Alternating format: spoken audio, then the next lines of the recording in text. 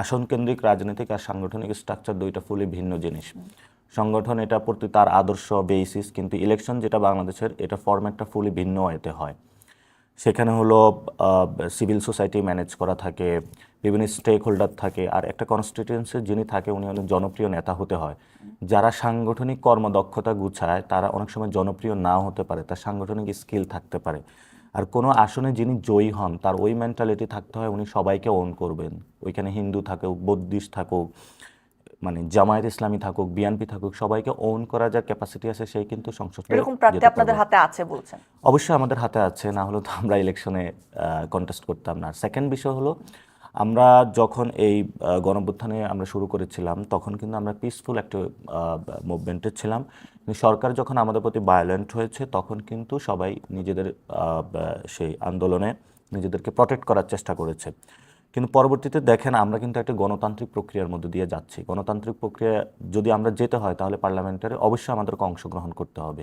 তো আজ না হোক কাল হোক আমরা তো সরকার গঠন কিন্তু নাসির করবই। ভাই, আপনি তরুণ মানে প্রজন্মরা শান্ত এসেছে প্রক্রিয়ার কথা বলছেন, কিন্তু আপনাদের অনেক নেতা কিন্তু শান্তর ভাষায় কথা বলেন না। যেমন দলীয় প্রতীক হিসেবে আপনারা শাপলা চাচ্ছেন, ইসি সেটা বলেছেন যে আপনারা পাচ্ছেন না শাপলা এবং বিকল্প পাঠাতে হবে আপনাদেরকে। সেই প্রতিবাদে আপনাদের নেতা জনাব সার্জিস আলম ফেসবুকে পোস্ট করেছেন, যেহেতু কোনো আইনগত বাধা নেই তাই এনসিপির মার্কা শাপলাই হতে হবে, অন্য কোনো অপশন নাই। না হলে কোনো নির্বাচন কিভাবে হয় আর কে কিভাবে ক্ষমতায় গিয়ে মধু খাওয়ার স্বপ্ন দেখে সেটা আমরাও দেখে নেব। সো আমরাও দেখে নেব, তো কোনো শান্তিপূর্ণ ওয়ে না। আসলে এই বিষয়ে আপনারা কিভাবে সমাধানে যাবেন? প্রথমত হলো আপনার সাপ্লাই পাওয়া আপনার অধিকার। যদি এটাতে লিগ্যাল কোনো চ্যালেঞ্জ না থাকে, এটা আপনি যদি রেজিস্ট্রেশন প্রক্রিয়া আপনাকে দেয় এটা আপনার পাওয়ার অধিকার। নির্বাচন কমিশনকে আপনার অধিকার থেকে আপনাকে বঞ্চিত করতে পারে নাকি পারে না? অফকোর্স কেউই এটা পারে তো না। একটা সাংবিধানিক প্রতিষ্ঠান। যখন আপনাকে অধিকার থেকে বঞ্চিত করা হয় সেই প্রতিষ্ঠান স্বাধীন সত্তা নেই।